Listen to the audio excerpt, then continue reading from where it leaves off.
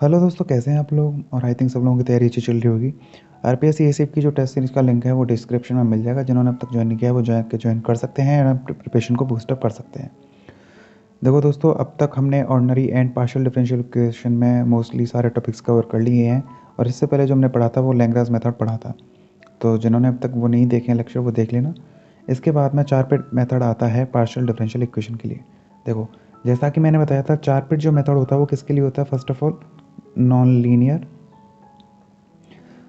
Partially differential equation के लिए method होता है। क्लियर है फर्स्ट ऑफ ऑल तो ये चीज़। अब देखो कैसे किया जाता है। तो देखो, सबसे पहले इसका जो वर्किंग रूल है वो क्या है कि जो फंक्शन होगा उसको फंक्शन में लिखना है x y z p small p and small q equal to 0। इस टर्म में इसकी जो स्टैंडर्ड फॉर्म होगी वो इस तरीके से कुछ होगी, ठीक है ना। इस तरह से इसको फंक्शन के रूप में हमको लिखना है। इसके बाद में ऑक्सिलरी की, जैसे कि लैग्रांज मेथड में था, सिम्पल उसी तरह से चलना है स्टैंडर्ड फॉर्म। उसके बाद में एक्सिलरी इक्वेशन। तो एक्सिलरी जो इक्वेशन है उसकी इसकी जो याद करने के लिए एक मेथड है, वो मेथड भी यहाँ बता रहा हूँ। जिस तरह से मैं बता रहा हूँ उसी तरह से याद करना, तो याद हो जाएगी इसीलिए, ठीक है ना। तो कोई दिक्कत वाली बात नहीं आएगी। देखो कैसे।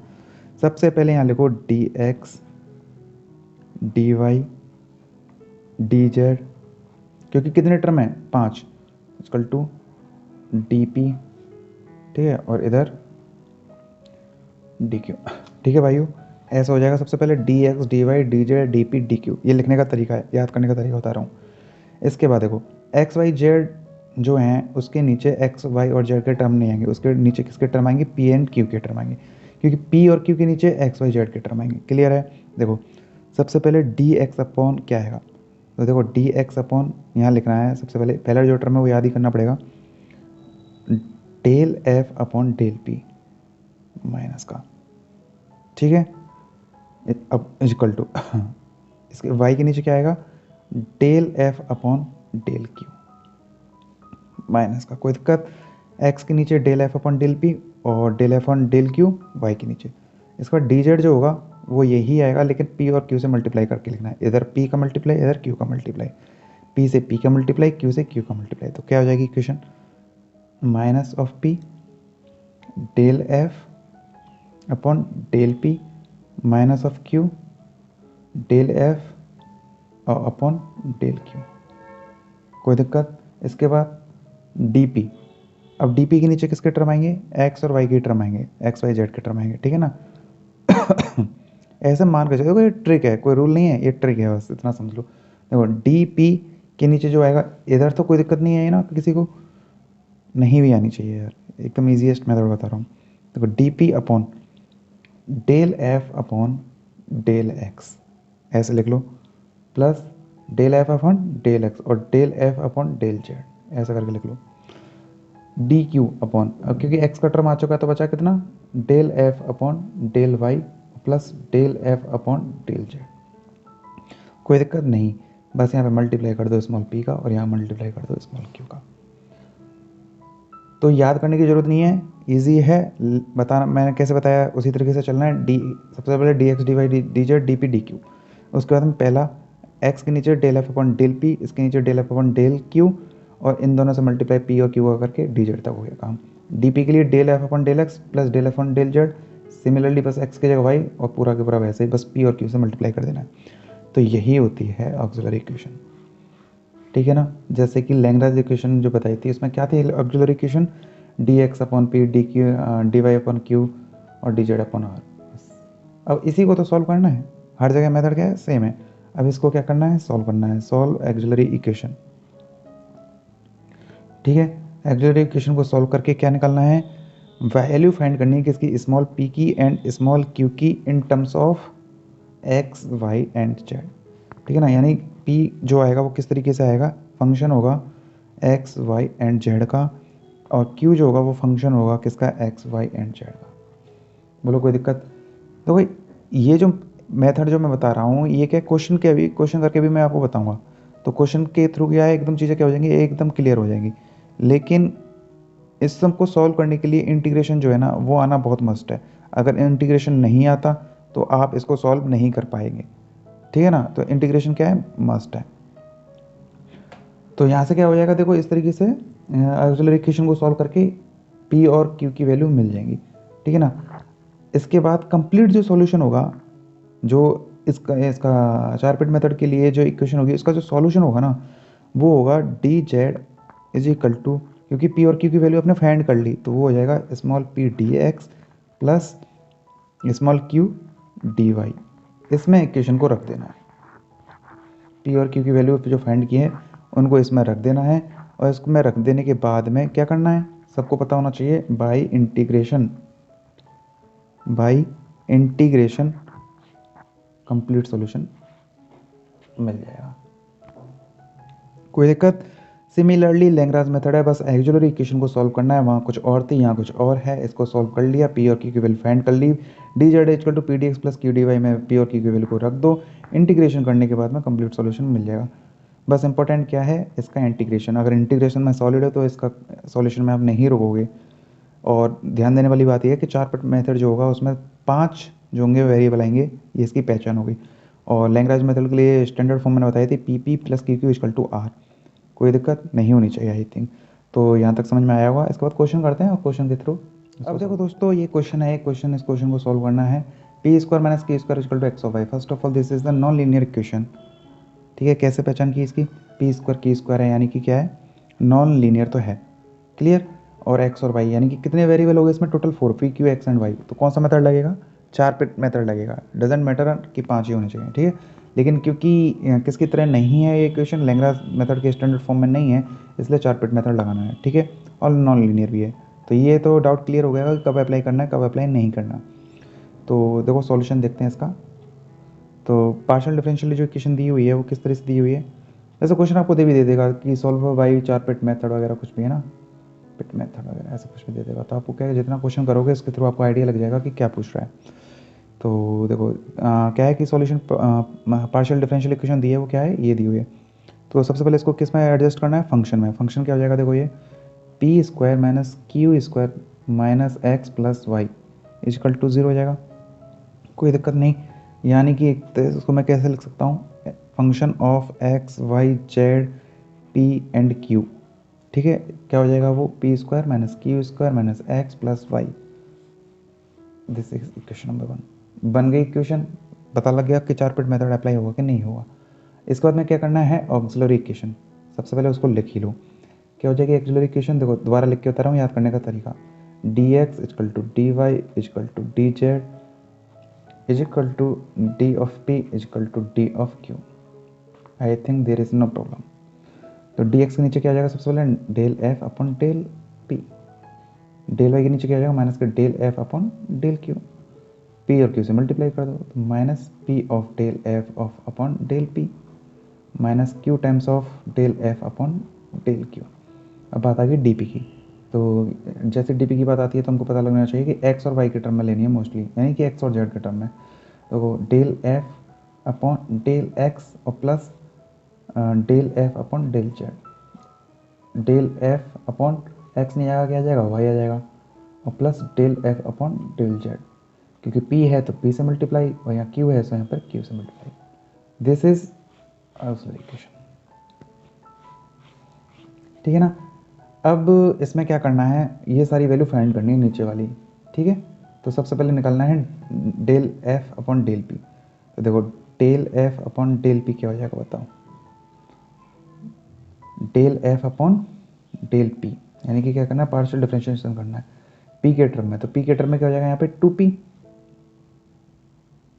क्या हो जाएगा यहाँ पे 2p, कोई दिक्कत नहीं होगी। Del f upon del p मिल गया, चलो जी। इसके बाद del f upon del q, del f upon del q क्या आ जाएगा बताओ यहाँ पे, माइनस 2 ऑफ क्यू, ये भी मिल गया। इसके बाद del f upon del p, तो देखो del f upon del p क्या हो जाएगा बताओ,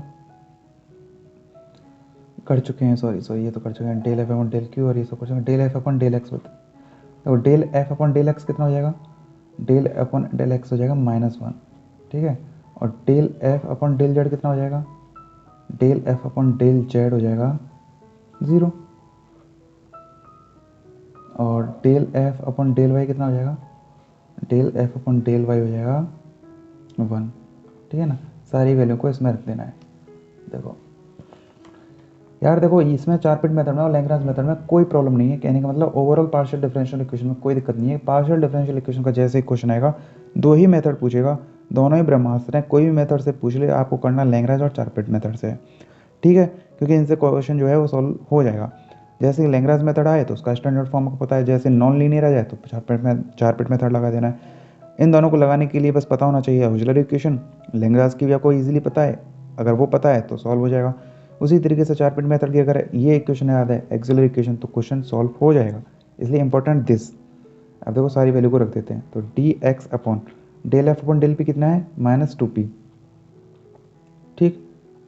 इसी तरह से del y upon del f upon del q कितना आया -2q, तो minus minus plus 2q, d Z upon, तो p टाइम्स कितना है del f upon del p कितना है माइनस टाइम तो ही del f upon del p है 2p, तो -2p square minus q into del f upon del Q, तो माइनस माइनस प्लस, चलो माइनस माइनस क्या हो गया प्लस हो गया, और q इंटू 2q, तो 2q स्क्वायर हो जाएगा is equal to d p del f upon del x कितना है del f upon del x -1, और del f upon del z कितना है del f upon del z कुछ भी हो, 0 है, 0 से मल्टीप्लाई करके यानी यही रहेगा डी क्यू कितना हो जाएगा del f upon del y कितना है 1, और del f upon del z कितना है 0, यानी कि यही रहेगा। तो जो मिला हमको ऑक्सिलरी इक्वेशन सॉल्व करने के बाद में वो ये मिला। अब फाइनली बस क्या करना है, इसको सॉल्व करना है और आपको आंसर मिल जाएगा।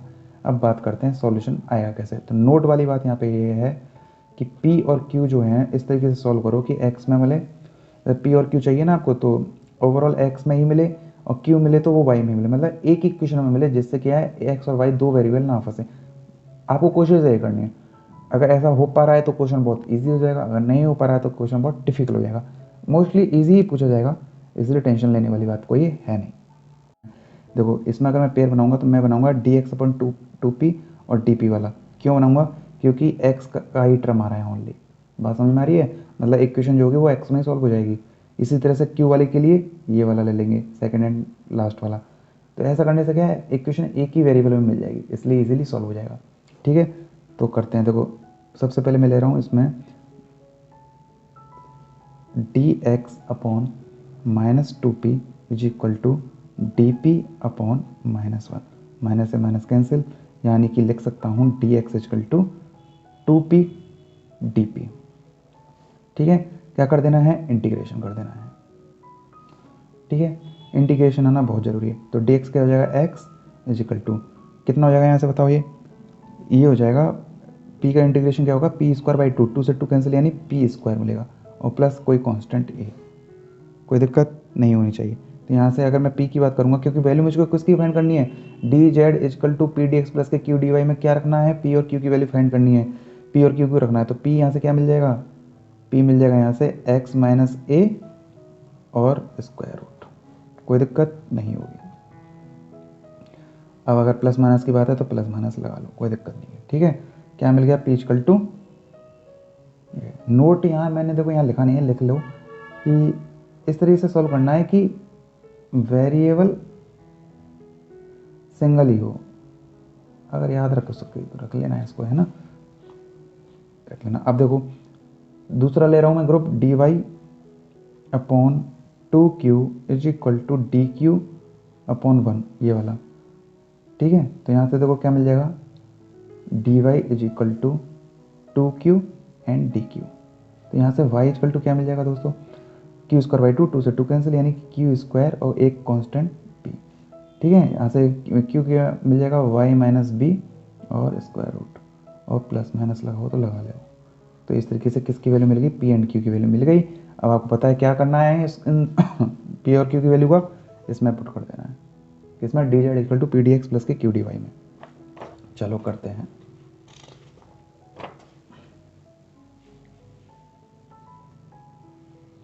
थर्ड स्टेप क्या था कि d z is equal to P D x plus q D y, ये था। इसमें पुट कर दो भाई किसकी वैल्यू को, पी एंड क्यू की। देखो पी क्यू क्या मिल रहा है, d z is equal to p क्या मिल रहा है, under root of x minus a plus minus का, और d x plus plus minus जो भी है, और क्यू क्या मिल रहा है, अंडर रूट में y माइनस के b और dy मिल रहा है, कोई दिक्कत नहीं। तो डी जेड इक्वल टू मैं लिख सकता हूँ plus of minus x minus a की power 1/2 d x plus minus y minus b की पावर 1/2 इंटू डी वाई। ठीक है, इसी को क्या करना है, सॉल्व करना है, यानी कि इंटीग्रेशन करना है। इंटीग्रेशन कर लोगे तो आंसर मिल जाएगा, कोई दिक्कत यहाँ तक नहीं होनी चाहिए आई थिंक। अब देखो यार, अगर इंटीग्रेशन नहीं आता है ना तो इस क्वेश्चन को सॉल्व कर नहीं कर पाओगे, इसलिए इंटीग्रेशन आना मस्ट है। एक्स एन का इंटीग्रेशन जो होता है वो क्या होता है, x of n plus one upon n plus one. ठीक है, तो देखो डी जेड निकालना है तो जेड हो जाएगा, ये कोई दिक्कत नहीं होगी। Plus minus x minus a का करेंगे तो क्या हो जाएगा, x minus a 1/2 plus 1 upon 1/2 plus 1। ठीक है ना, इसी तरीके से plus minus y minus b of 1/2 plus 1 upon 1/2 plus 1 हो जाएगा, कोई दिक्कत नहीं। जेड इक्वल टू देखो plus minus x minus a की पावर कितनी हो जाएगी, 3/2। और ये कितना हो जाएगा, यहाँ से 3/2 ही लिख सकते हैं, 2/3। इसी तरह से इसको लिख सकते हैं कितना, 2/3। ये भी क्या होगा, 2/3 हो जाएगा। और y माइनस बी की पावर कितना आ जाएगा, 3/2 आ जाएगा, कोई दिक्कत नहीं। 2/3 कॉमन ले लेंगे दोनों तरफ से तो क्या मिल जाएगा, 3z और प्लस माइनस 2 और ये हो जाएगा x माइनस ए की पावर 3/2 प्लस y माइनस बी की power 3/2, which is the complete solution. तो इस तरीके से 4 पिट मेथड के थ्रू क्वेश्चन को सॉल्व किया जाता है। देखो अब ओवरऑल जो बात है 4 पिट मेथड की एंड लैग्रेंज मेथड की, वो एक ही चीज़ है, ऑक्सिलरी इक्वेशन। जहाँ लैग्रेंज की अगर बात करूँगा तो लैग्रेंज के लिए जो ऑक्सिलरी इक्वेशन है वो सिंपल है, D x upon P plus equal to D Y upon Q equal to D Z upon R. दोनों के ग्रुप बना के सॉल्व कर लो, इंटीग्रेशन की हेल्प से सॉल्यूशन मिल जाएगा। अगर मैं 4 पिट मेथड की बात करूँ तो 4 पिट मेथड के लिए अच्छी खासी ऑक्सिलरी इक्वेशन है, उसको सॉल्व कर लो, सॉल्यूशन मिल जाएगा। बस इसमें पुट कर देना D Z equal to P D x plus के क्यू डी वाई में पुट कर दो, सिंपली मिल जाएगा। तो ओवरऑल कहानी ये है कि देखने में जितना टफ है उतना है नहीं, अगर अच्छी खासी प्रैक्टिस है तो इजीली इस तरह के क्वेश्चन को आप सॉल्व कर पाओगे। तो पार्शियल डिफरेंशियल इक्वेशन भी मैंने आज यहाँ पे आपको बता दिया है।